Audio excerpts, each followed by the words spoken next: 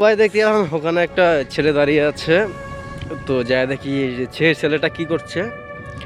তো নামটা মানে কি, এ ভাই তোমার নামটা কি গো? আমার নাম মিজানুর ইসলাম। তো তুমি এখানে কি করছো?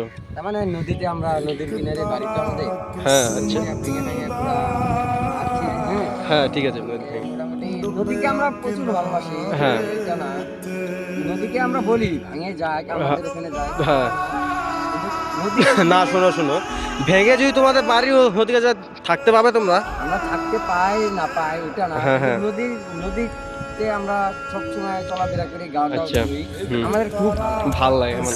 হ্যাঁ প্রত্যেকটা দিনই আসি আমরা। হ্যাঁ সেটা তো আমি মনে হয়, সেটা তো আমি ভাবলাম, ঠিক আছে, কিন্তু নদীটা আর কি সড়কটা যদি ভেঙে যায়, তো ভাঙার পর সব পানি যদি একবার সড়কে একবার ভিতরে গিয়ে, তো আমরা কোথায় থাকবো?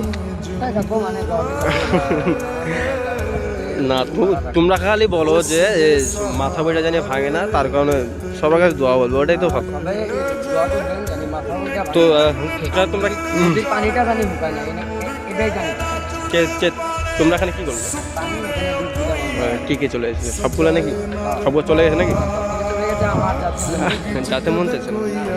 ঠিক আছে, নদীকে হাইটাই বলে দাও তোমাদের নদী।